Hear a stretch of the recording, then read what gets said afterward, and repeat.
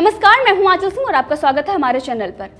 रवीश कुमार समय समय पर एनडीटीवी को बेनकाब करते रहते हैं। एक बार फिर उन्होंने जेईई और नीट की बात वो कर रहे थे और वहां पर दूसरे चैनलों को वो कोसना शुरू कर देते हैं सुशांत सिंह राजपूत मामले को लेकर, और वहां पर किस तरीके से वो एनडीटीवी को ही बेनकाब कर देते हैं। दूसरी तरफ अगर बात करें करण जौहर को लेकर, तो कंगना रनावत ने करण जौहर पर गंभीर आरोप लगाए हैं और प्रधानमंत्री नरेंद्र मोदी से शिकायत भी की है उन्होंने।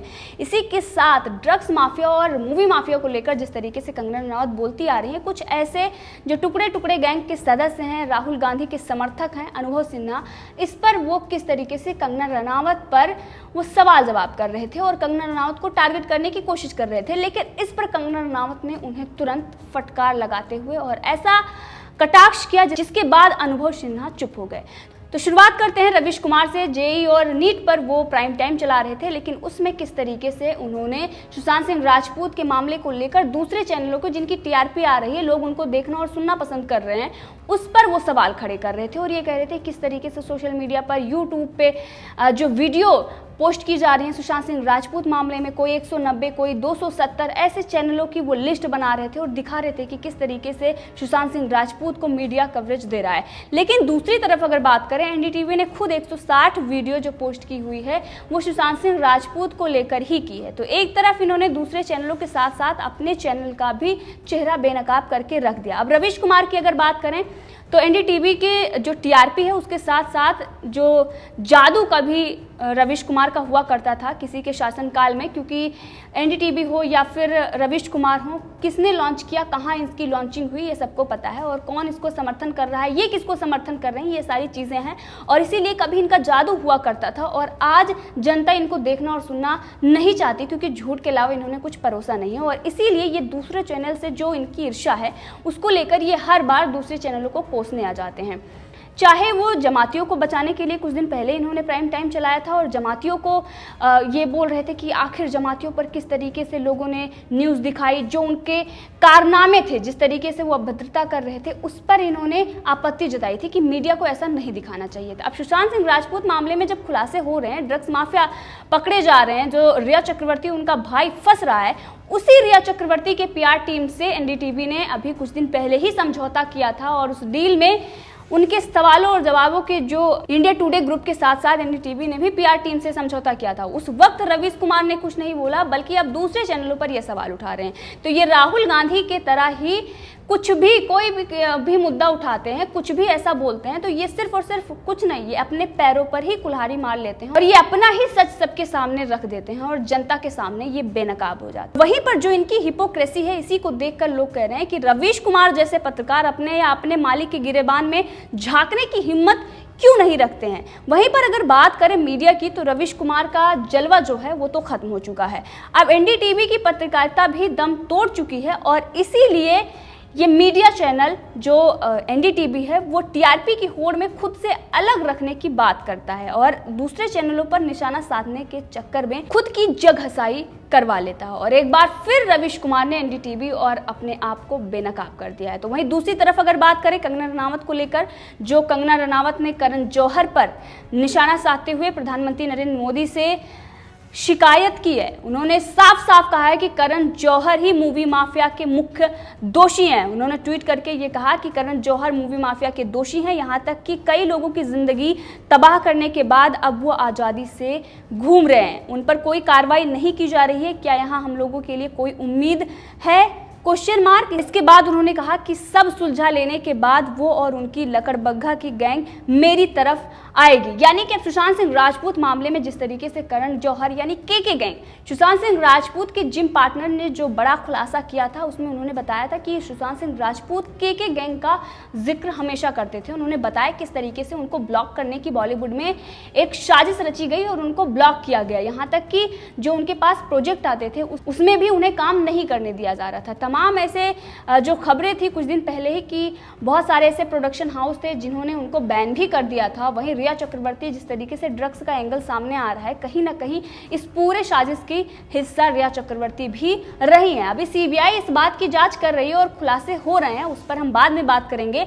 लेकिन करण जौहर जो मूवी माफिया है, किस तरीके से जो बाहर से आते हैं बॉलीवुड में, यानी के गैंग से जो कपूर्स खान्स और करण जौहर की ये जो गैंग है, इससे जो बाहर के होते हैं उनको ब्लॉक किया जाता है। जिम पार्टनर ने जिस तरीके से बताया कि करण जौहर की जो प्रोडक्शन की फिल्म थी ड्राइव, वो किस तरीके से पहले तो वो नेटफ्लिक्स पर रिलीज कर दी जाती है। अब उसके बारे में बात करें कि किस तरीके से सुशांत सिंह राजपूत को ब्लॉक करने के लिए ये फिल्म उनसे साइन करवाई गई थी। उनसे ये भी साइन करवाया गया था कि कोई भी अगर बड़ा प्रोडक्शन उनसे काम करने की बात करता है या कोई बड़ा जो प्रोडक्शन हाउस है उनसे मूवी या फिर जो स्टोरी है वो सब उनको करण जौहर को बतानी पड़ेगी अगर कोई भी आता हो। इसीलिए संजय लीला भंसाली जब उनके पास आते हैं तो उनको करण जौहर को इन्फॉर्मेशन देनी पड़ती है। इस सब के चलते किस तरीके से उनका करियर खत्म करने के लिए इन्होंने साजिश रची थी।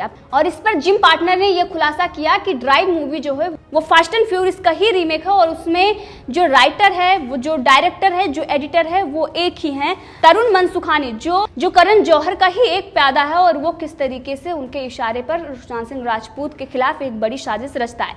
तो ये सारी चीजें जो हैं ये किस तरीके से उनको ब्लॉक करने की कोशिश की गई, उनसे बहुत सारी चीजें जो सिर्फ और सिर्फ इसलिए क्योंकि वो आउटसाइडर थे। कई बार हमने देखा कि सुशांत सिंह राजपूत के खिलाफ कई सारी ऐसे आर्टिकल भी आते थे उस वक्त और लिखकर उनको मेंटली किस तरीके से टॉर्चर किया जाता था। कंगना रनावत इसी सारी चीज़ों पर बात कर रही हैं और इसीलिए लगातार उन्हें ट्रोल भी किया जा रहा है। हमने आपको बताया कि किस तरीके से जो एक बॉलीवुड गिरोह है उनके पीछे पड़ गया है सिर्फ और सिर्फ इसी वजह से क्योंकि कंगना रनावत करण जौहर, कपूर और खान की जो पोल पट्टी है वो धीरे धीरे खोल रही है। इससे पहले अगर बात करें, करण जौहर ने एक बार इंटरव्यू में ये कहा था कि कंगना रनावत को निकल जाना चाहिए इस इंडस्ट्री से, क्यों वो यहाँ पर काम कर रही हैं अगर नहीं पसंद आ रहा है। क्या करण जौहर, कपूर और खान्स की ये इंडस्ट्री है? क्या इन्होंने ही बनाई है? जनता का पैसा लगा हुआ है इसमें, तो आखिर अगर इसमें कोई काम करना चाहता है तो आप लोगों की मर्जी से अगर काम नहीं करता तो आप कैसे निकाल देंगे? यहाँ पर भी सवाल खड़ा होता है कि ये किस तरीके से, कितना ईगो, जिस तरीके से इनका जो अहंकार है वो सामने आता, चाहे करीना कपूर खान हो या फिर करण जौहर, समय समय पर ये इस तरीके की बातचीत करते हैं और इसका खामियाजा आलिया भट्ट, पूजा भट्ट और महेश भट्ट सड़क 2 में भुगत चुके हैं और आने वाले दिनों में भी जनता अब इनको सबक सिखाएगी। लेकिन इसी के साथ अगर हम बात करें तो अनुभव सिन्हा जो बॉलीवुड ड्रग माफिया का बचाव कर रहे थे, उस पर कंगना रनावत ने बताया कि ये बॉलीवुड माफिया का बचाव तो कर रहे हैं लेकिन ये सस्ता नशा करते हैं और इसीलिए इनको इस तरीके की पार्टीज में बुलाया नहीं जाता और इसीलिए ये कह रहे हैं कि ऐसी पार्टियां होती नहीं हैं। ऐसा तो जो ड्रग्स माफिया हैं वो भी इतना यूज़ नहीं करते, इसीलिए उनका बचाव कर रहे हैं। क्योंकि कंगना रनावत ने एक इंटरव्यू दिया था रिपब्लिक भारत को और उसमें उन्होंने बताया था कि 99% बॉलीवुड सितारे ड्रग्स लेते हैं और वहाँ ड्रग्स पानी की तरह बहाया जाता है। और जिसके बाद अनुभव सिन्हा ने ये ट्वीट करते हुए कहा कि जो भी ये कहता है कि 90% इंडस्ट्री ड्रग्स लेती है तो वो खुद ड्रग्स पर हैं। और अनुभव सिन्हा ये कह रहे हैं कि ये ड्रग्स इंडस्ट्री में भी इतना सेवन नहीं होता, जो लोग ये कह रहे हैं वो ड्रग्स लेकर इस तरीके की बात कर रहे हैं। इसके बाद कंगना रनावत ने इस पर पलटवार किया। उन्होंने कहा कि मैंने विशेष रूप से सबसे हाई प्रोफाइल पार्टियों और बेहद सफल सितारों के इनर सर्कल का जिक्र किया था। मुझे इसमें कोई संदेह नहीं है कि आप जैसे लोगों को उन पार्टियों में कभी आमंत्रित किया ही नहीं गया क्योंकि ये ड्रग्स महंगे होते हैं। 99% सुपरस्टार ने हार्ड ड्रग्स किया है और मैं इसकी गारंटी लेती हूँ। यहाँ तक कि उन्होंने टेस्ट की भी बात कही और उसमें जो बड़े बड़े नाम हैं उनका भी उन्होंने जिक्र किया है। रणवीर सिंह, रणबीर कपूर, विकी कौशल, आयान मुखर्जी जैसे लोगों का भी उन्होंने जिक्र किया। उन्होंने कहा कि इन लोगों को ब्लड टेस्ट करवाना चाहिए।